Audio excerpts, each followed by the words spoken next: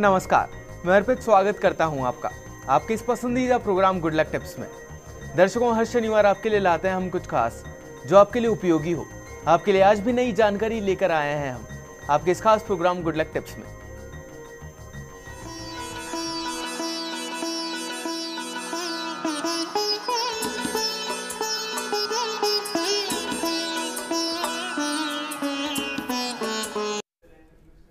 दर्शकों, शादी के इस बंधन में दो इंसानों के साथ साथ दो परिवार भी जुड़ते हैं। विवाह की परंपराओं में 7 फेरों का एक चलन है। हिंदू धर्म के अनुसार 7 फेरों के बाद ही शादी पूरी होती है। लेकिन क्या है 7 फेरों का मतलब और हम कितना समझते हैं इसे? आज इसी को बताने के लिए हमारे साथ मौजूद हैं जाने माने ज्योतिष आचार्य पंडित मुकेश शास्त्री जी। पंडित जी, आपका बहुत बहुत स्वागत है हमारे इस कार्यक्रम में। जय श्री कृष्णा, जय माता की, जय श्री हरि। चलिए तो देर किस बात की है, जानते हैं पंडित जी से इन 7 फेरों का महत्व। गुड लक टिप कार्यक्रम के सभी दर्शकों पर भगवान श्री हरि का, माँ लक्ष्मी का आशीर्वाद और कृपा दृष्टि हमेशा बनी रहे। आप सभी का कल्याण हो। दोस्तों, आज का जो ये युग है, संकुचित, स्वार्थवाद, भोगवाद, सेल्फिशनेस, एक दूसरे को यूज करने के इस युग में जो है कर्तव्य, शपथ, संकल्प या वचन, उसकी कीमत समझाने वाले या समझने वाले जो हैं वो बहुत विरले ही मिलते हैं।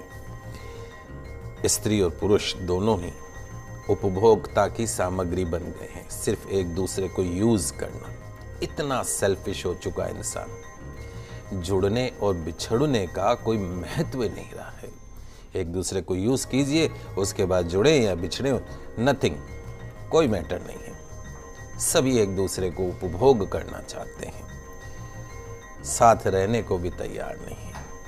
पति की समस्या यह रहती है कि पत्नी घर में एडजस्ट नहीं हो पा रही है, माता पिता से अलग हो जाने का दबाव डालती है। अब एक ही पुत्र है और पत्नी कहती है अपने माता पिता से अलग हो जाओ। बड़ी विकट परिस्थिति पैदा हो जाती है।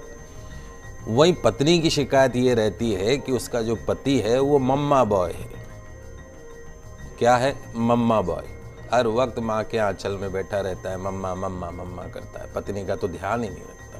अक्सर पत्नियों की ये शिकायत रहती है।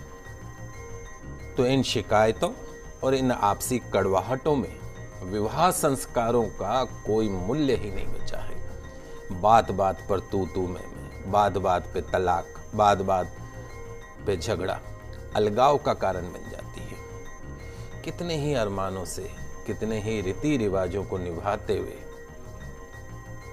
एक दूसरे के साथ में 7 फेरे लेते समय अग्नि की साक्षी में, फेरे भी अग्नि की साक्षी में, जीवन भर का साथ निभाने का वचन देते हुए विवाह संस्कार किया जाता है। लेकिन विवाह के अगले दिन ही, उन फेरों के कुछ क्षण के पश्चात ही उन वचनों का कोई मूल्य नहीं रहता है। अहंकार जो है वो हावी हो जाता है, गुस्सा जो है वो हावी हो जाता है। थोड़े दिनों में ही एक दूसरे का जो अहंकार है, गुस्सा है, वैचारिक मतभेद है, वो सब विवाह के समय जो किए गए सभी संस्कार थे, जो वचन थे, उन सभी के ऊपर वो अहंकार, गुस्सा, विवाद, वो सब हावी हो जाने लगता है। तो आज मैं विवाह के समय पति पत्नी के द्वारा एक दूसरे को दिए जाने वाले 7 वचनों के महत्व को पुनः हमारे उन दर्शक दंपतियों को समझाना चाहता हूं जिनका वैवाहिक जीवन जो है वो दुखमय हो रहा है, या वो दर्शक जो कि अपना वैवाहिक जीवन अब शुरू करना चाहते हैं। यदि आज भी 7 फेरों के महत्व को समझ लिया जाए तो निश्चित तौर पर मैरिड लाइफ में जो इतनी ज़्यादा जो स्ट्रेस आता है, टेंशन आता है, समस्याएं आती हैं, उनका जो सॉल्यूशन है, समाधान है, वो स्वतः ही आपको मिलने लग जाएगा। किसी काउंसलिंग की ज़रूरत नहीं है। और कोर्ट में जो इतने केसेस चल रहे हैं डिवोर्स के, वो लगभग खत्म होने के कगार पे खड़े हो जाएंगे। पंडित जी, जो फेरे होते हैं 7 ही क्यों लिए जाते हैं? इनका क्या महत्व होता है, वो जानना चाहेंगे हम आपसे। शादी के जो रिश्ते को जोड़ते हैं वो हैं 7 फेरे। हिंदू विवाह प्रणाली में 7 फेरों का सबसे ज्यादा महत्व बताया गया है और शास्त्रों में इन सभी फेरों की अपनी महत्वता है, अर्थ है। 7 फेरे लेते समय वर वधू को जीवन भर साथ रहने और एक दूसरे का साथ देने का ज्ञान देते हैं। 7 फेरों के दौरान वर वधू अग्नि को साक्षी मानकर एक दूसरे को जीवन भर खुश रखने का वचन देते हैं। तो क्यों लेते हैं हम 7 फेरे? कहा जाता है कि हमारे शरीर में भी 7 केंद्र पाए गए हैं। यदि हम योग की दृष्टि से देखें तो मानव शरीर में जो हमारा जो शरीर है उसमें ऊर्जा और शक्ति के एनर्जी जो होती है, पावर, उसके 7 केंद्र होते हैं। और उन 7 केंद्रों को क्या बोलते हैं? चक्र, जिन्हें चक्र कहा जाता है। विवाह के दौरान यज्ञ और संस्कार के वातावरण में इन 7 फेरों में 7वां जो पद है या परिक्रमा, जिसको हम 7वां फेरा लेते हैं, उसमें वर वधू एक दूसरे से कहते हैं कि हम दोनों अब परस्पर सखा बन गए हैं, मित्र बन गए हैं। तो विवाह में 7 फेरे ही क्यों? तो विवाह के दौरान लिए जाने वाले 7 फेरों की हिंदू धर्म में बहुत मान्यता है। लेकिन यहाँ पे गौर करने का विषय यह है कि विवाह में वर वधू 7 फेरे ही क्यों लेते हैं? क्या इसकी संख्या इससे ज्यादा या कम भी हो सकती? 6 फेरे, 8 फेरे, 9 फेरे, 10 फेरे, वचन है कितने ही ले लो। जब तक 7 फेरे पूरे नहीं हो जाते तब तक विवाह संस्कार पूरा नहीं माना जाता है। आजकल 4 फेरों का भी नियम है। भारतीय संस्कृति के अनुसार ये जो 7 अंक है वो बहुत इंपॉर्टेंट है, महत्वपूर्ण है। सालों में ही 7 अंक की संख्या में मानव जीवन के लिए बहुत विशिष्ट मानी गई है। लोक परलोक जो हैं तक में 7 अंक की महत्वता मानी गई है। और भारतीय संस्कार में विवाह से लेकर लोक परलोक तक फैला हुआ है पूरा 7 अंक का महत्व। यदि हम सब कुछ देखें, नजर घुमाकर देखें, तो सूर्य प्रकाश में रंगों की जो संख्या है वो भी 7 होती है, सतरंगी। वहीं यदि संगीत की बात करें तो उसमें भी स्वरों की संख्या होती है 7, सा रे गा मा प ध नी। और पृथ्वी के समान ही लोकों की संख्या भी है 7। कौन कौन से? भू, भुआ, स्वहा, महा, जना, तपा और सत्य। सिर्फ पृथ्वी क्यों, लोक परलोक में भी गाया जाता है 7 अंकों की महत्वता का गुणगान। दुनिया में 7 तरह के पाताल, कौन कौन से? अतल, वितल, सुतल, तलातल, महातल, रसातल और पाताल है। द्वीपों और समुद्रों की संख्या भी मिलाकर 7 हो जाती है।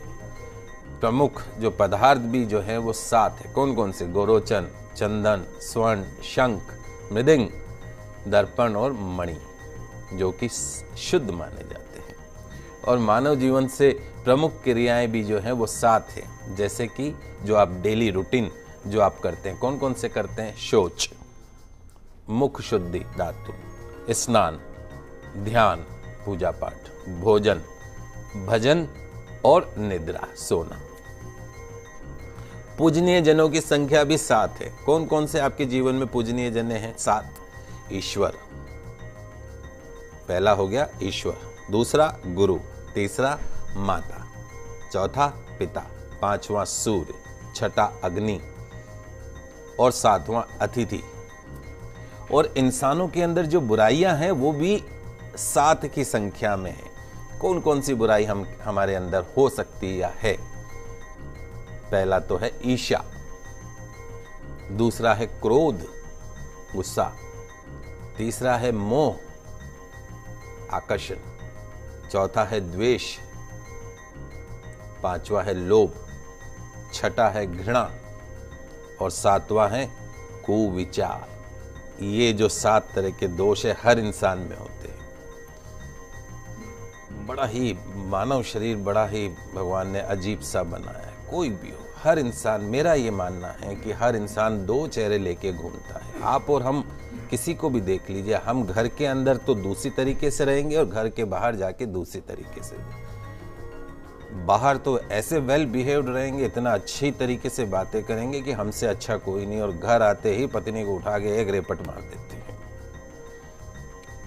ये जो ड्यूअल नेचर है इंसान की, वो प्रकृति की दी हुई है। तो वेदों के अनुसार 7 तरह के स्नान भी होते हैं। कौन कौन से स्नान होते हैं? मंत्र स्नान, भौम स्नान, अग्नि स्नान, वायव्य स्नान, दिव्य स्नान, करुण स्नान और मानसिक स्नान भी होता है। मानसिक स्नान मतलब अब जल वल नहीं है, लेकिन आपने ध्यान किया है प्रभु का कि मैंने स्नान कर लिया है, तो वो भी एक मानसिक स्नान हो गया। पंडित जी, अब हम आपसे जानना चाहेंगे कि फेरों के समय जो वचन होते हैं उनका मतलब क्या होता है, क्या महत्व होता है उनका? हिंदू विवाह की स्थिरता के मुख्य स्तंभ होते हैं ये 7 फेरे। इन 7 अंकों के महत्व ने भारतीय विवाह में 7 फेरों का प्रचलन शुरू किया। यह तो मान्य है कि हिंदू धर्म में 7 फेरों के बाद ही शादी को पूर्ण माना जाता है। जब तक आप 7 फेरे नहीं ले लो तब तक वो शादी पूर्ण नहीं मानी जाती। अभी कुछ समय पहले मुझे अमेरिका प्रवास का मौका मिला, वहाँ पे भी मैंने ये देखा कि चाहे कुछ आए नहीं आए, कुछ हो नहीं हो, लेकिन बाकायदा वैदिक रीति से फेरे तो वो शादी के लिए वो लेते ही लेते हैं। तो फेरों का महत्व तो समझते हैं कि फेरे लेंगे तब शादी होगी, पर उसकी जो इम्पोर्टेंस है, जो वचन है, उसको नहीं समझा जाता है। और यदि एक भी फेरा कम हो तो वो शादी अपूर्ण मान ली जाती है। अभी अचानक ही एक ऐसा हुआ, 4 फेरे एक शादी के अंदर हुए और उस शादी के थोड़े दिनों बाद ही वो शादी टूट गई। तो वो जो वहाँ जो यजमान थे उन्होंने कहा कि पंडित जी आपने 4 फेरे कराए, यदि आप 7 फेरे कराते तो हमारे घर की शादी नहीं टूटती, आपने 4 फेरे क्यों कराए? तो 7 फेरों में से एक फेरा भी अगर कम हो जाए तो वो शादी को अपूर्ण मान लिया जाता है, ऐसी हमारी सोच है। विवाह के दौरान 7 फेरों में दूल्हा और दुल्हन दोनों से 7 वचन लिए जाते हैं। ये 7 फेरे ही पति पत्नी के रिश्तों को 7 जन्मों तक बांधते हैं। हम कहते हैं हमारा तुम्हारा जो साथ है वो 7 जन्मों का है। एक जन्म तो निभा नहीं सकते और 7 जन्मों की हम वचन की बात करते हैं। और विवाह के अंतर्गत वर वधू अग्नि को साक्षी मानकर उसकी परिक्रमा करते जाते हैं और एक दूसरे को सुख से जीवन बिताने के लिए वचन देते हैं। विवाह में निभाई जाने वाली इस क्रिया को सप्तपदी भी कहा जाता है और वर वधू द्वारा निभाए गए इन 7 फेरों में 7 वचन भी होते हैं। हर फेरे का एक वचन होता है और हर एक वचन का अपना अर्थ और मान्यता है। इन वचनों में पति पत्नी जीवन भर साथ निभाने का वादा करते हैं। ये 7 फेरे ही हिंदू विवाह की स्थिरता का मुख्य स्तंभ होते हैं। तो क्या है इन वचनों का वैज्ञानिक अर्थ? हिंदू विवाह रीति में विख्यात इन 7 फेरों में लिए गए वचनों का क्या कोई वैज्ञानिक अर्थ भी है? तो शादी के 7 फेरे और 7 वचन जो इंसान निभाता है, जो दाम्पत्य जीवन में गृहस्थ लोग निभाते हैं, उनका जीवन कभी दुखमय नहीं होता है। तो आइए जानते हैं 7 फेरों में कन्या द्वारा वर से लिए जाने वाले 7 वचनों का वैज्ञानिक अर्थ। सबसे पहला वचन, 7 फेरों के पहले फेरे में कन्या वर से कहती है